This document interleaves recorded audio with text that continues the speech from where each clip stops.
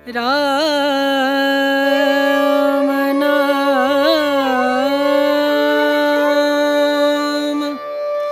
भजले राम नाम सुखधाम भजले राम नाम सुखधाम भजले राम नाम सुखधाम। हेलो एवरीवन, आप सभी को राधे राधे। स्वागत है मेरे यूट्यूब चैनल और एक न्यू ब्लॉग में। सुबह का समय है और आज है रामनवमी, जिसके लिए हमें ढेर सारा तैयारी करना पड़ता है।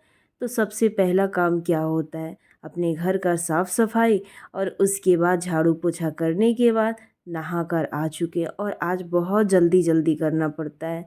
तो चलिए यहाँ माता रानी को दर्शन करा दी और फिर मैं आ चुकी हूँ किचन में, क्योंकि नहाने के बाद ना कुछ प्रसाद बना लूँ और उसके बाद मैं जाऊँगी पूजा करने। तो सबसे पहले क्या की ना, ये खीर का चावल है, इसे पहले धो दी और उसके बाद थोड़ी देर पानी में इसे भिगो कर छोड़ दी। तो चलिए आज बनाते हैं सबसे पहले प्रसाद में खीर, और उसके बाद कुछ बनाएंगे। तो आज का ये ब्लॉग आप पूरा देखिएगा और कैसे कैसे क्या क्या बनाए हैं और पूजा किए, क्या क्या किए हैं, इस ब्लॉग में आपको देखने को मिलेगा।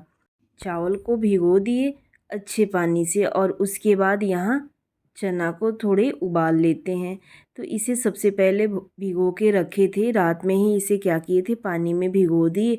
और फिर सुबह उठकर जब नहा लिए ना, फिर प्रसाद बनाने के लिए उस जैसे नहाने के बाद ही प्रसाद बनाना शुरू करी। आप तो देखे ही हैं।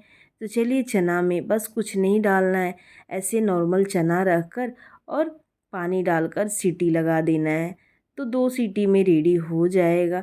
और उसके बाद फिर क्या करना है, जब तक ये सीटी लग रहा है ना, तब तक और सारा काम कर लेते हैं। यहाँ देखिए सीटी भी लग चुका है।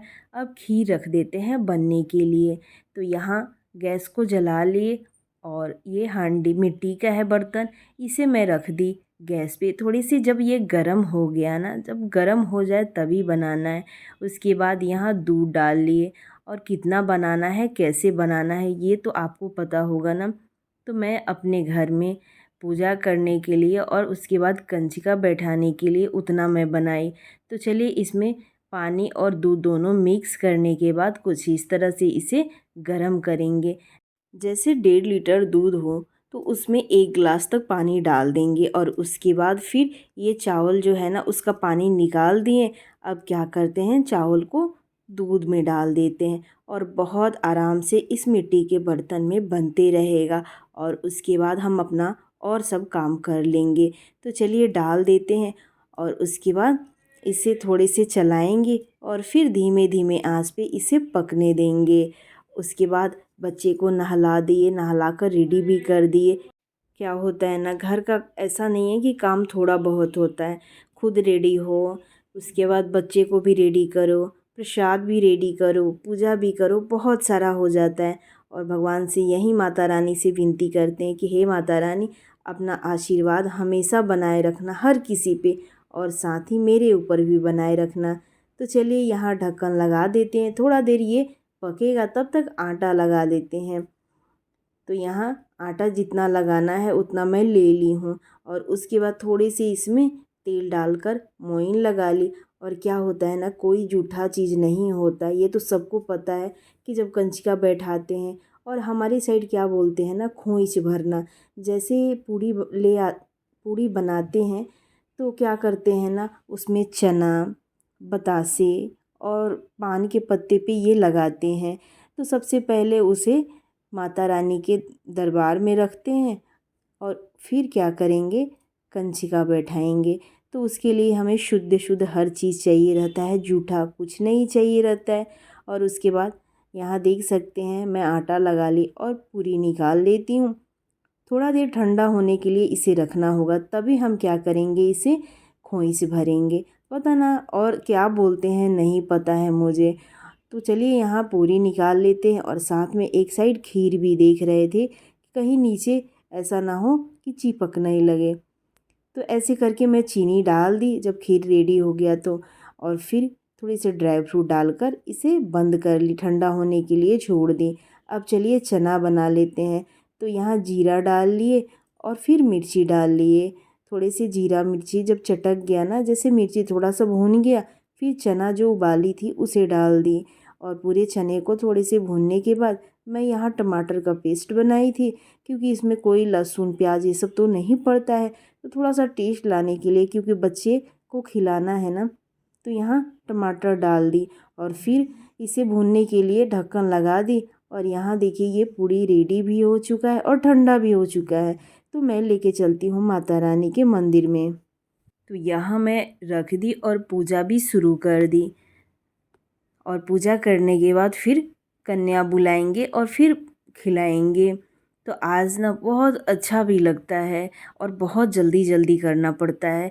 लगता है ना कि हाँ नवमी है, इस दिन कैसे पूजा करूँ, लेकिन होता है ना, मुझे तो ऐसा नहीं है कि हाँ ऐसे आता है।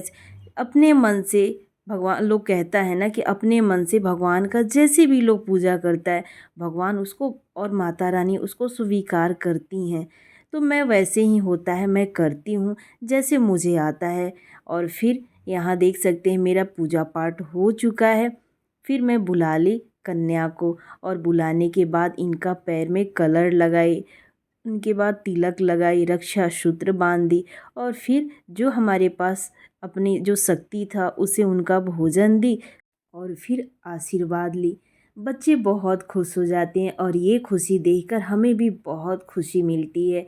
तो इसमें मेरा बच्चा भी है, मेरे तीनों दोनों बेटी और मेरा बेटा, मम्मा हमें भी कन्या के साथ खाना है, हम भी तो कन्या ही हैं। मैं बोली हाँ बेटा ज़रूर। तो लड़के को एक साइड बैठा दिए और लड़की को एक साइड, जैसे कन्या को एक साइड बैठा दी। चलिए ये तो सब बालक है ना। फिर इनसे आशीर्वाद लिए, बहुत खुश थे बच्चे। और मैं बोली थी पैर छू रही हूँ तो आशीर्वाद दो। बच्चे ढेर सारा आशीर्वाद दिए। फिर मैं आ चुकी हूँ मंदिर में और हवन के लिए यहाँ नारियल घी जो भी होता है, और अपने मन से मैं बोली ना कि मैं अपने मन से करती हूँ और बहुत श्रद्धा से करती हूँ, जैसे आता है वैसे करती हूँ। तो यहाँ पूजा की, हवन की और फिर आरती जलाकर और सबको आरती दिखाई और माँ से क्षमा प्रार्थना मांगी।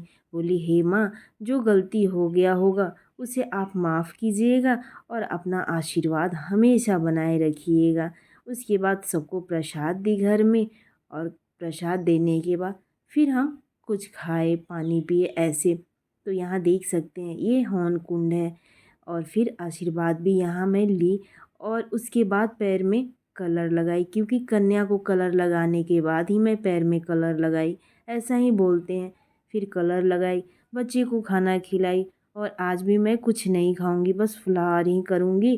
बच्चे को खिलाकर और फलाहार करके मैं आ चुकी हूँ बेटा को लेके बिस्तर पे और बोला है मम्मा मुझे थोड़ा सा टीवी देखना है, नहीं सोना है। फिर मैं इसको लाड प्यार दिखाई और सुलाई। तो आज का ये छोटा सा ब्लॉग आपको कैसा लगा? आपसे मिलते हैं नए वीडियो के साथ। राधे राधे।